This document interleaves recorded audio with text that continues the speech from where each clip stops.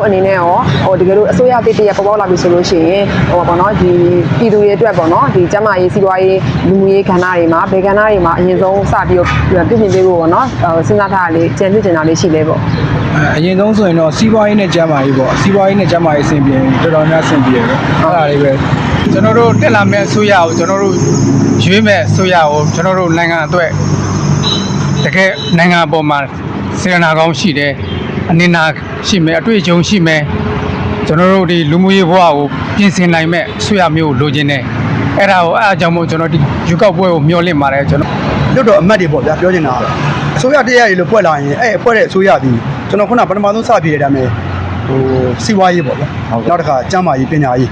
အဓိကတော့ပြောချင်တာကတော့ပြည်သူလူစားဝင်တွေအဆင်ပြေသွားရင်တော့ကျွန်တော်တို့ကကျန်တာတွေကသူ့လိုကျွန်တော်တို့အဆင်ပြေသွားမယ်လို့ကျွန်တော်ယူဆပါတယ်မင်္ဂလာပါမောင်လေးမင်္ဂလာပါအမအရင်ဆုံးမောင်လေးနာမည်လေးသိပြရစေကျွန်တော်နာမည်ရှင်းခန့်နိုင်ပါခင်ဗျမောင်လေးဘယ်မျိုးနေရနေလားလဲမသိဘူးမဟာအောင်မြေမျိုးနေရပါဗျဟုတ်ကဲ့ပါမောင်လေးအမောင်တို့မြန်မာနိုင်ငံမှာဆိုလို့ရှိရင်မကြခင်မှာဒီပေါ့ဒီဇင်ဘာ28ရက်နေ့မှာပါတီစုံဒီမိုကရေစီထွေထွေရွေးကောက်ပွဲလေးရှိရပေါ့နော်အဲ့ဒါလေးရောမောင်လေးသိရှိထားပြီးပြီလားဟုတ်သိရှိထားပါပြီဗျဟုတ်ကဲ့ပါမောင်လေးအဲ့ဆိုရင်အမားတို့မြန်မာနိုင်ငံအတွက်ပေါ့နော်ဒီအကျိုးပြုတကယ်အကျိုးပြုမယ်ဘယ်လိုခေါင်းဆောင်မျိုးမောင်လေးမပေးမယ်လို့စဉ်းစားထားတာလေးရှိနေပေါ့ဟုတ်ကျွန်တော်နိုင်ငံအတွက်တကယ်ကောင်းအောင်လုပ်ပေးမယ်ခေါင်းဆောင်မျိုးကိုကျွန်တော်မဲပေးဖို့စဉ်းစားထားပါတယ်ဗျဟုတ်ကဲ့ပါဒီကိုရရကောင်းမွန်ဖို့ပေါ့ဟုတ်ကဲ့ပါဒီလိုအစိုးရကနေဒီပြည်သူတွေကတင်မြှောက်လိုက်တဲ့အစိုးရတည်တည်ပေါ်ပေါက်လာတဲ့အခါမှာရောဒီမောင်လေးတို့ပေါ့နော်ပြည်သူပြည်သားတွေအနေနဲ့စီးပွားရေးကျန်းမာရေးပညာရေးကဏ္ဍတွေမှာဘယ်ကဏ္ဍတွေကိုအရင်ဆုံးပေါ့ပြင်ပေးဖို့ပေါ့နော်အကြံပြုချင်တာလေးရှိလေပေါ့အဓိကတော့စီးပွားရေးပေါ့စီးပွားရေးပြည်လေကျန်တဲ့ကဏ္ဍတွေကသူ့လိုပြည်လေသွားမှလည်းထင်ပါတယ်ဗျဟုတ်ကဲ့ပါမောင်လေးအဲ့ဆိုရင်ဒီသက်ဆိုင်ရာမဲရုံးတွေမှာရောကိုယ်နာမည်လေးပါမှာပါပေါ့နော်မဲပေးဖို့ပေါ့နော်ကိုယ်နာမည်လေးပါမှာပါလေးရောအဲ့တော့ကြည့်ပြီးပြီလားကြည့်ပြီးသွားပါပြီဗျဟုတ်ကဲ့ပါမောင်လေးတို့ပါပါတယ်ဗျအခုလိုပြေးကြပြီးရတဲ့ကျေးဇူးများတင်ပါတယ်ဟုတ်ကဲ့ပါမင်္ဂလာပါခင်ဗျဟုတ်ကဲ့မင်္ဂလာပါဟိုအမနာမည်ဘယ်သူပါလဲခင်ဗျနွေနီချိုဟုတ်ဘယ်ကနေလာရလဲဗျ82 363ခွန်940နောင်ဝရက်ကွာဒီရုပ်ောက်ပွဲမှာဘာတွေအတွက်ပြန်ပြီးပြင်ဆင်ထားလဲမသိဘူးဗျပြင်ဆင်ထားတော့မရှိဘူးဘဲပေးဖို့တော့စောင့်တာဟုတ်လဲစင်းမှာမနာမည်ပါမပါကြည့်ပြီးပါလားကြည့်ပြီးသားပါတယ်အခုမဲပေးတဲ့စနစ်တွေကလေအရင်တော့ကျွန်တော်တို့ဆာဗယ်လေးနဲ့မဲပေးတယ်အခုကျတော့ကျွန်တော်တို့ electronic ပစ္စည်းလေးနဲ့မဲပေးတော့ကြတော့လေနည်းနည်းလေးပြောင်းလဲထားတာလေးရှိတာပေါ့အဲ့တော့ကောဘယ်လိုလေ့လာပြီးသွားပြီလားမသိဘူး electronic နဲ့မဲပေးဖို့အတွက်အဲ့လိုမျိုးတော့ဘာမှမကြည့်ရသေးဘူးအရှိဟာတော့ပေးဦးတယ်ပေါ့နော်အခုနောက်ဟာတော့ဘာမှတော့မသိရသေးဘူးဟုတ်မဲပေးပါလားမသိဘူးဗျပေးမှာပေါ့မဲပေးဖို့ရက်စောင့်မှာမဲပေးပြီးလို့နောက်ဖြစ်လာမဲ့ဘောင်းဆောင်ဖြစ်လာမဲ့ဆိုရင်ဒီခုနိုင်ငံအတွက်အကျိုးဖြစ်စေမဲ့အရာတွေဘာတွေလုပ်စေချင်လဲမှာဘာတွေလုပ်စေချင်လဲဆိုတော့စီးပွားရေးလူမှုရေးပညာရေးကျန်းမာရေးပေါ့ဒီကတော့တွေ့ကြုံရှိတဲ့ခေါင်းဆောင်တစ်ယောက်ပေါ့အဲ့လိုခေါင်းဆောင်မျိုးပေါ့နော်နောက်အခုဒီဘပွဲကတရားမျှတမှုရှိရလို့ရောထင်ပါသလားဗျအရင်ကတော့မဲစာရွက်ဆိုတော့မပြောတတ်ဘူးเนาะအခုကျတော့ခလုံးနှိပ်တဲ့စနစ်ဆိုတော့တရားမျှတမှုရှိမယ်လို့ထင်ပါတယ်ဟုတ်ကဲ့ပါဗျကျေးဇူးတင်ပါတယ်မင်္ဂလာပါမောင်လေးမင်္ဂလာပါအမအရင်ဆုံးမောင်လေးနာမည်လေးသိပြရစေမင်းတွေ့ထပ်ပါဗျမောင်လေးဘယ်မျိုးနေရနေလားလဲမသိဘူးမဟာအောင်မျိုးနဲ့ရတနာပုံပေးရှိရပါ82လမ်း3038ဟုတ်ကဲ့ပါမောင်လေးမကြခင်မှာမောင်မြန်မာနိုင်ငံမှာကျင်းပမယ်ပါတီစုံဒီမိုကရေစီထွေထွေရွေးကောက်ပွဲပေါ့နော်အဲ့ဒါဒီဇင်ဘာ28ရက်နေ့မှာကျင်းပမယ်ဆိုတာမောင်လေးသိရှိထားပြီးပြီလားသိပြီပါဗျဟုတ်အဲ့ဆိုရင်မောင်လေးတို့ပေါ့နော်နာမည်ပေါ့မဲပေးဖို့အတွက်နာမည်သက်ဆိုင်ရာမဲစေရုံတွေမှာကိုယ်နာမည်ပါမပါလေးရောစစ်ပြီးပြီလားစစ်ပြီးတော့ကြည့်ပြီးတော့ပါဟုတ်ကဲ့ပါအဲ့တော့ကိုမြန်မာနိုင်ငံပေါ့နော်နိုင်ငံအကျိုးပြုဖို့အတွက်မောင်လေးတို့အနေနဲ့ပေါ့နော်ဒီဘယ်လိုခေါင်းဆောင်မျိုးကိုရွေးချယ်မယ်လို့စဉ်းစားထားတာရှိလားအဲ့လိုဆိုရင်တော့ကိုယ်နိုင်ငံကိုမျိုးနဲ့ကိုမျိုးနဲ့အစအနေကိုမျိုးကိုနိုင်ငံပေါ့အဲ့လိုမျိုးတကယ်ကောင်းအောင်လုပ်ပေးနိုင်တဲ့ခေါင်းဆောင်မျိုးရွေးချယ်မှာပါဟုတ်ကဲ့ပါအဲ့တော့မောင်လေးတို့အနေနဲ့ရောတကယ်လို့အစိုးရတည်တရပေါ်ပေါက်လာပြီဆိုလို့ရှိရင်ပေါ့နော်ဒီပြည်သူတွေအတွက်ပေါ့နော်ဒီကျန်းမာရေးစီးပွားရေးလူမှုရေးကဏ္ဍတွေမှာဘယ်ကဏ္ဍတွေမှာအရင်ဆုံးစပြီးတော့ပြင်ဆင်ပေးဖို့ပေါ့နော်စဉ်းစားထားတာလေးကြံပြစ်တင်တာလေးရှိလဲပေါ့အရင်ဆုံးဆိုရင်တော့စီးပွားရေးနဲ့ကျန်းမာရေးပေါ့စီးပွားရေးနဲ့ကျန်းမာရေးအဆင်ပြေတော်တော်များအဆင်ပြေတယ်အဲ့ဒါလေးပဲဟုတ်ကဲ့ပါမောင်လေးဟုတ်ချစ်ကြပြည့်လည်းကျေးဇူးတင်ပါတယ်ဟုတ်ကဲ့ပါဒီမင်္ဂလာပါခင်ဗျဟုတ်ကဲ့မင်္ဂလာပါကိုဒီဘယ်လာလဲမသိဘူးဗျကျွန်တော်ဒီမဟာအောင်မြေမြို့နယ်၈နှစ်ကြာ39လမ်းနောက်ဝင်းမှာနေပါတယ်ခင်ဗျဟုတ်ကဲ့ဗျဦးနေ့လေးဒီဒီဇင်ဘာ28ရုပ်ောက်ပွဲမှာရုပ်ောက်ပွဲတဲ့ဦးလေးဘယ်လိုပြင်ဆင်ထားလဲမသိဘူးကျွန်တော်တို့ရုပ်ောက်ပွဲလုပ်မယ်ကြားသိရတာနဲ့ကျွန်တော်တို့ကောင်းမယ်ရုပ်ောက်ပွဲလို့ညွှန်လင့်ထားပါတယ်အဲ့ဒါကိုကျွန်တော်တို့နိုင်ငံအတွက်ကောင်းမွန်တဲ့ လူကြီးကောင်းမွန်တဲ့လူမျိုးရွေးစေချင်လို့ကျွန်တော်ယူကောက်ပွဲကိုမျှော်လင့်ပါတယ်မဲပေးဖို့လည်းစနစ်ရှိတာပါ ဟုတ်ကဲ့ပါဒီလက်ရှိလေးကျွန်တော်တို့မဲပေးမဲ့စနစ်လေးတွေကြောင်းလဲသွားတာရှိရဗျာအရင်တော့ကျွန်တော်တို့ဆာဗယ်လေးတွေနဲ့မဲပေးတာပေါ့ဟုတ်ကဲ့အခုကျတော့ကျွန်တော်တို့ electronic စက်ပစ္စည်းလေးတွေနဲ့မဲပေးတော့ကြတော့အဲ့လိုကွာခြားမှုလေးတွေဘယ်လိုမြင်လဲမသိဘူးဗျာ အဲ့ဒီစနစ်ကောင်းပါတယ်ကျွန်တော်တို့ဒီမှာကျွန်တော်တို့တက်ဆိုင်ရာလူကြီးတွေကလွန်ခဲ့တဲ့တလားတုန်းကသူတို့လာပြသွားတယ်လေနမူနာလေးပြသွားဘယ်လိုထည့်မလဲဘယ်လိုကိုရွေးတဲ့ဟာတွေဘယ်လိုနှိပ်ရမလဲဆိုတာပြသွားတော့ဝမ်းသာပါတယ်အဲ့လိုမျိုးထည့်ရတော့ပို့တော့အဆင်ပြေမယ်လို့ပြောလင့်ပါတယ်ဗျ ဟုတ်ကဲ့ပါဗျာဦးလေးမဲစင်းမှာဦးလေးနာမည်ပါပါကြည့်ပြီးပါလားခင်ဗျာ ကြည့်ပြီးသွားခင်ဗျ ဟုတ်ကဲ့ပါဦးလေးအနေနဲ့အခုရေကောက်ပွဲမှာနောက်တက်လာမဲ့အစိုးရတစ်တရက်ကိုပေါ်လာမယ်ဆိုရင်ဘယ်လိုအစိုးရမျိုးဦးလေးဖြစ်စေချင်လဲမသိဘူးဗျာ အဲ့ဒါကိုအဓိကပြောချင်တယ်ကျွန်တော်တို့တက်လာမဲ့အစိုးရကိုကျွန်တော်တို့ရွေးမဲ့အစိုးရကိုကျွန်တော်တို့နိုင်ငံအတွက်တကယ်နိုင်ငံအပေါ်မှာစေတနာကောင်းရှိတယ်အနေနာရှိမယ်အတွေ့အကြုံရှိမယ်ကျွန်တော်တို့ဒီလူမှုရေးဘဝကိုပြင်ဆင်နိုင်မဲ့အစိုးရမျိုးကိုလိုချင်တယ်အဲ့ဒါကိုအားကြောင့်မို့ကျွန်တော်ဒီယူကောက်ပွဲကိုမျှော်လင့်ပါတယ်ကျွန်တော်တို့မဲပေးဖို့စောင့်ဆိုင်နေပါတယ်ဟုတ်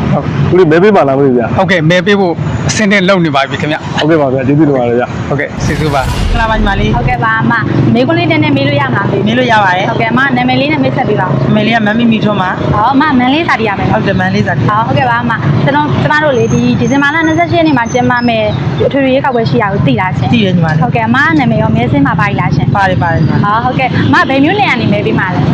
မန်လေးမဟာအောင်မြေရနာဘုံမိရှိရမဲပေးရမှာ ဟုတ်ကဲ့ပါအမအနေနဲ့မဲပေးမယ်ဆိုလို့ရှင်ပေါ့နော်ဘယ်လိုခေါင်းဆောင်မျိုးကိုရွေးပြီးတော့မဲပေးဖို့စီစဉ်ထားလဲရှင် ငင်းငယ်ရေးစစ်စစ်ဖြစ်တဲ့လူလေးဖြစ်ပါစေလို့ပဲဆုတောင်းပါတယ် ဟုတ်ကဲ့ပါအမအနေနဲ့ပေါ့နော်ဒီရွေးကောက်ပွဲပြီးပြီးတော့ဆွေးရတက်တရက်ပေါ်လာပြီဆိုလို့ရှိရင်အမနိုင်ငံတော်ရဲ့ပေါ့နော်ဘေကန်နာကိုပြောင်းလဲစေချင်လို့ရှင် ဟုတ်ကဲ့ဒီပဲစစ်မဖြစ်ပြီးရပဲအဲဆိုလုပ်ငန်းလုပ်စားလို့ရတယ် လူမှုရေးစီးပွားရေးအဲ့လိုမျိုးလေ အဲဆိုကုန်စင်ပြေပြီလေ ဟုတ်ကဲ့ပါဟုတ်ကဲ့ပါအမအနေနဲ့ပေါ့နော်အခုရွေးကောက်ပွဲက electronic မဲပေးစနစ်နဲ့မဲပေးမှာရောသိလားရှင် သိတယ် အစမ်းရောလေးကျင့်ပြီလား ချစ်ပြီးပါပြီ ဟုတ်ကဲ့ပါအဲ့တော့အမအနေနဲ့ရွေးကောက်ပွဲကပေါ့နော်တရားမျှတမှုရှိရလို့ထင်မိလားရှင် ချစ်မိတယ်ညီမလေး ဟုတ်ကဲ့ဘာကြောင့်ထင်တာလဲရှင် အကြောင်းလေးဆိုတော့ရင်တော့နဲ့မတူတဲ့တလေအခုကစက်ပညာတွေနဲ့လုံမှာဆိုတော့အဲ့ဒါတရားမျှတတယ်လို့ထင်ပါတယ် ဟုတ်ကဲ့ပါအမအခုလိုဖြေကြားပေးကျေးဇူးတင်ပါတယ်ရှင် မင်္ဂလာပါအမ မင်္ဂလာပါညီမ မ လေး င်္ဂလာပါရှင် မင်္ဂလာပါရှင် ဟုတ်ကဲ့အရင်ဆုံးမတို့နာမည်လေးသိပြရစေရှင် မနာမည်ကတော့တတ်တဆူပါ ဟုတ် ဒေါ်မြင့်မြင့်ဆမ်းပါရှင် ဟုတ်ကဲ့ရှင်မတို့ဘယ်မျိုးနေရနေလာလဲမသိဘူးရှင် မမဟာအောင်မြေရပါညီမလေး ဟုတ်ကဲ့ပါအမရော ရမအောင်မြေ940ရဲ့ချက်ကွက်က ဟုတ်ကဲ့ပါရှင်ဟုတ်အရင်ဆုံးပေါ့နော်အမတို့မြန်မာနိုင်ငံမှာဆိုလို့ရှိရင်ဒီဇင်ဘာ28ရက်နေ့ကျလို့ရှိရင်ရွေးကောက်ပွဲလေးရှိတာရောအမတို့သိရှိထားပြီလားမ ဟုတ် သိ သိ ရှင် ပြီပါညီမလေးဟုတ် ဟုတ်ကဲ့ပါအမအဲ့ဆိုဒီမဲပေးဖို့အတွက်ပေါ့နော်ကိုယ့်နာမည်လေးပါမပါအောင်မဲစစ်ရုံးနေမှာအမတို့နာမည်လေးကြည့်ပြီးပြီလားမ ဟုတ် သိရှင် ကြည့်ပြီးပါညီမလေးကောင်းကြည့်ပြီးပါ ဟုတ်ကဲ့ပါအမဟုတ်အဲ့ဆိုရင်ဒီရဲ့ဟိုပြည်သူတွေကတင်ဖြောက်တယ်ပေါ့နော်အစိုးရအသေးတရပေါ်ပေါက်လာပြီဆိုရင်ရောအစိုးရအသေးတရပေါ်မှာအမတို့အနေနဲ့ပေါ့နော်ဒီစီးပွားရေးကျန်းမာရေးပေါ့နော်ဒီလူမှုရေးပေါ့နော်အဲ့တော့ဒီပညာရေးကဏ္ဍတွေပေါ်မှာလည်းအမတို့ဘယ်ကဏ္ဍကိုအရင်ဆုံးပြုပြင်ပေးဖို့ပေါ့နော်အမတို့အနေနဲ့အကြံပြုချင်တာလေးရောရှိလားမသိရှင်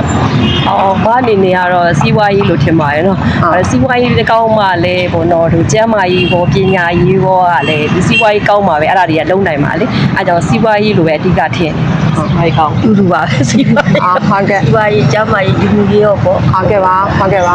အဲ့ဒါအစီအပြေချင်ပါတယ် ဟုတ်ကဲ့ပါအမဟုတ်ဟိုဒီပေါ့နော်ဒီမြန်မာနိုင်ငံမှာဟိုပါပေါ့နော်ဘယ်လိုကျင်းပမယ်ရွေးကောက်ပွဲမှာပေါ့နော်အမတို့အနေနဲ့ဘယ်လိုခေါင်းဆောင်မျိုးဘယ်လိုပါတီမျိုးကိုအမတို့မဲပေးမယ်လို့စဉ်းစားထားရလိမ့်များရှိလားမသိရှင် မောင်းအနေနဲ့ပေါ့နော်ဒီကိုပြည်သူတွေကိုပေါ့နော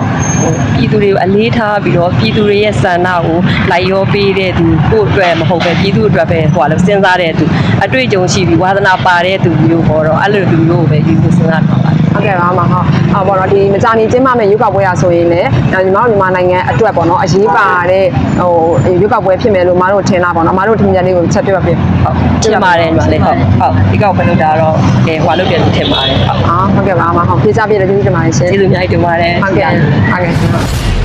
ဦးလေးမင်္ဂလာပါခင်ဗျာ မင်္ဂလာပါဟုတ် ဦးလေးနာမည်လေးမိတ်ဆက်ပြပါအောင်ခင်ဗျာ ကျွန်တော်ကတော့လှမြင့်ပါ ဟုတ်ဘယ်မျိုးနဲ့မှနေထိုင်ရလဲမသိဘူး ကျွန်တော်မဟာအောင်မြေမြို့နယ်ရနာဘုံမိရှိအကွက်93နှစ်မှာနေပါရော ဟုတ်ကဲ့ခင်ဗျာအခုဒီဇင်ဘာလ28ရက်နေ့မှာပြုလုပ်သွားမယ်ထွေထွေရွေးကောက်ပွဲနဲ့ပတ်သက်ပြီးတော့ဦးလေးနဲ့တည်ပြီးသွားကြတယ် ခင်ဗျာ ထွေထွေရွေးကောက်ပွဲနဲ့ပတ်သက်ပြီးတော့ဦးလေးနဲ့တည်ပြီးသွားကြတယ် ဟောတိပြပါခင်ဗျာဟုတ်ကဲ့ကျွန်တော်တို့ကတော့အပိုင်းနှစ်မှာပေါ့ ကျွန်တော်ရနာမုံမရှိရတော့အပိုင်းနဲ့မအောင်မြင်မှုမှာအဲ့မှာကျင်းပမှာ17ရက်နေ့မှာကျွန်တော်တို့အပိုင်းတင်မှာတော့ကျွန်တော်မပါပါဘူး ဟုတ်ကဲ့ဒီရွေးကောက်ပွဲမှာရောမဲထည့်ဖို့တော့ဦးလေးနေနဲ့ဆန္ဒရှိပါသလား ဆန္ဒရှိပါတယ်ဟုတ်ကဲ့ပါ ဒီမဲရုံတွေမှာရောကိုယ်နာမည်ပါမပါရောစစ်ပြီးသွားပြီလားခင်ဗျ ဟုတ်ကဲ့ဗျာကျွန်တော်တို့ငကိုတော့မပါခဲ့လို့တော့မှကျွန်တော်တို့လိုလားနဲ့ကျွန်တော်ပါခြင်းလို့ဆိုပြီးကျွန်တော်ရက်ွက်ရုံမှာကျွန်တော်မိသားစုလိုက်ပြီးသွားထည့်ပြတယ်အဲ့မှာကျွန်တော်ပုံစံ3နဲ့ဖြည့်ပြီးကျွန်တော်ပုံစံဖြည့်ခဲ့ရော ဟုတ်ကဲ့ခင်ဗျ ဟုတ်ကဲ့ပါ ဒီရွေးကောက်ပွဲမှာရောဘယ်လိုကောင်းဆောင်မျိုးဦးလေးနေနဲ့ဒီမဲပေးဆုံးဖြတ်သွားမှလည်းမသိဘူး ရွေးကောက်ပွဲဟိုဘယ်လိုကောင်းဆောင်မျိုးရွေးမလဲဆိုတော့ကျွန်တော်တို့ကတော့ဟိုအတွေ့အကြုံရဆိုကျွန်တော်တို့ကအခုအသက်60ကျော်သွားပြီပေါ့လေ ဟုတ်ကဲ့ခင်ဗျ တိုင်းပြည်ပေါ်မှာတကယ်ကိုစေတနာအနစ်နာခံပြီးတော့ဟိုတိုင်းပြည်အကျိုးဟိုလိုလားလားနဲ့ပေါ့ ဟုတ်ကဲ့ စေတနာဝါသနာအနစ်နာပေါ့ ဟုတ်ကဲ့ခင်ဗျ နောက်ကျမ်းမာရေးလူမှုရေးစီးပွားရေးပညာရေးအဲ့ဒါတွေအတွေ့အကြုံရှိတဲ့လူတွေပဲကျွန်တော်ကလိုလားပါတယ်အဲ့လိုခေါင်းဆောင်မျိုးအဲ့လိုခေါင်းဆောင်မျိုးပါရင်လည်းအဲ့လိုခေါင်းဆောင်မျိုးပဲအဓိကထားပြီးကျွန်တော်ရွေးမှာပါ ဟုတ်ကဲ့ခင်ဗျဟုတ်ဒီမဲပေးဒီရွေးကောက်ပွဲပြီးသွားရင်ရောဒီနိုင်ငံကဘယ်လိုမျိုးအခြေအနေကိုတိုးတက်ပြောင်းလဲသွားမယ်လို့ပြောင်းလဲထားတယ်မြင်တယ် နိုင်ငံကတော့ကျွန်တော်တို့တွေ့ကြုံတဲ့ကာလကတော့ကျွန်တော်ကဟိုကျွန်တော်60နှစ်ကိုတော့မမီခဲ့လိုက်ဘူးဗျာ60နှစ်နောက်ပိုင်းမှာကျွန်တော်မီခဲ့တဲ့ဟာတွေကတော့ဟိုစနစ်တွေပြောင်းလဲတဲ့အချိန်မှာဟိုတကယ်တမ်းကျကျွန်တော်တို့ကဟိုစနစ်ကကောင်းခဲ့ကြတယ် ဟုတ်ကဲ့ လူတွေတောင်းဖို့ဖြစ်တယ်ဆိုပြီးကျွန်တော်ကလူများတော်တော်ပြောရတာပေါ့လေ ဟုတ်ကဲ့ဟုတ် ဒါပေမဲ့တကယ်တမ်းကျစနစ်ပေါ်မှာလည်းပါတာပေါ့လူပေါ်မှာလည်းပါ ဟုတ်ကဲ့ပါ နှစ်ခုလုံးကောင်းတယ်တော့ပိုကောင်းတာပေါ့ဗျာ ဟုတ်ကဲ့ အဲ့တော့ခုကျနောက်လာမယ့်ဟာကတော့ကျွန်တော်တို့ကအခုတွေ့ကြုံကတော်တော်ကအခုကျတော့ကျွန်တော်ကအသိပညာရကျွန်တော်အတွေ့အကြုံရဆိုရင်အတွေ့အကြုံရှိတဲ့လူတွေတန်းပြည်ပေါ်မှာအုပ်ချုပ်မယ်ဆိုပြီးတော့ကျွန်တော်ကပို့ပြီးတော့တန်းပြည်နာကပို့ပြီးတော့အရင်တုန်းကတော့ကောင်းလာမယ်လို့ကျွန်တော်တို့ယူဆပါတယ်အဲ့လို ဟုတ်ကဲ့ဟုတ်ဒီရွေးကောက်ပွဲနဲ့နီးကလာတယ်မြတ်ရွေးကောက်ပွဲနီးကလာတယ်မြတ်ဦးလေးနေနဲ့ခံစားချက်တွေပြောပြပြပါခင်ဗျ ရုပ်ကောက်ဝနီးကလာတော့အရင်တုန်းကမတူဘူးဗျဒီတကရုပ်ကောက်ပွဲတော့ကျွန်တော်တို့ဟိုလိုက်လဲဘယ်လိုပြောမလဲဆိုတော့ဟိုဝမ်းမသာနဲ့ကြိုဆိုတဲ့ဟိုအတွေ့အကြုံပေါ့ဗျာကျွန်တော်တို့ဒါမျိုးပေါ့ကျွန်တော်ကဒီရုပ်ကောက်ပွဲတစ်ခုပေါ်လာမယ်ဆိုတော့တိုင်းပြည်အားလုံးကအစအကြအကုန်ကောင်းလာမယ်လို့ကျွန်တော်ယူဆပါတယ် ဟုတ်ကဲ့အခုမဲပေးတဲ့စနစ်ကတော့အရင်ကနဲ့အရင်ကလိုမျိုးမဲပေးတဲ့စနစ်မျိုးမဟုတ်ဘဲနဲ့ electronic စနစ်နဲ့မဲပေးတဲ့ပုံမှာဦးလေးနေနဲ့ဘယ်လိုမျိုးနေနေလဲမြတ် ကောင်းပါလေခစ်ကာလာကျွန်တော်အရင်တော့ကျွန်တော်တို့ကလက်တန်းမှင်တို့တာတို့အခုကဆက်ကလုံးနဲ့သွားတဲ့ခါကျတော့အမားရင်းသုံးမတန်းမရှိဘူးလို့ကျွန်တော်တို့အတွေ့အကြုံရတော့ကျွန်တော်တို့အဲ့ဒါဟိုသိနေတယ်ပေါ့အဲ့တော့ဆက်ကလုံးနဲ့နှိပ်တာပို့ပြီးတော့ကောင်းတယ်လို့ယူဆပါတော့ ဟုတ်ကဲ့ဒီအနိုင်ရပါတဲ့ခေါင်းဆောင်နေနဲ့ရောဒီရက်ကွက်နေပြည်သူလူထုအပေါ်ဗားများလုပ်ပေးဖို့မျှော်လင့်နေတာရော ရက်ကွက်နေပြည်သူလူထုကတော့အပွင့်လင်းပြောချင်တာကျွန်တော်တို့ကပြည်သူလူထုဆိုတော့တကယ်တမ်းကျစားဝတ်နေရေးပေါ့ဗျအဓိကဟုတ်တယ်ဟုတ်စားဝတ်နေရေးအဓိကကောင်းအောင်လုပ်ပေးမဲ့လူနောက်တစ်ခါပညာရေးကောင်းအောင်လုပ်ပေးမဲ့လူကျန်းမာရေးကောင်းအောင်လုပ်ပေးမဲ့လူဆိုရင်တော့ပြည်သူလူထုကတကယ်အတိုင်းနဲ့လုံးဟုတ်ဆိုပညာရေးကလည်းအဓိကကြပြီးကျန်းမာရေးကလည်းအဓိကကြဟုတ်ကဲ့နောက်တစ်ခါစားဝတ်နေရေးပေါ့သုံးချက်ကတော့တကယ်အရေးကြီးပါတယ်ကျွန်တော်တို့ယူဆရတယ်အစိုးရတစ်တရပေါ်လာရင်တော့ကျွန်တော်ခုနပြောတဲ့အတွေ့အကြုံရှိတဲ့ဟိုလူတွေကလွတ်တော်အမတ်တွေပေါ့ဗျာပြောချင်တာအစိုးရတရရည်လို့ဖွဲ့လာရင်အဲ့ဖွဲ့တဲ့အစိုးရဒီကျွန်တော်ခုနပထမဆုံးစပြည့်တဲ့အတိုင်းဟိုစီးပွားရေးပေါ့ဗျာနောက်တစ်ခါကျန်းမာရေးပညာရေး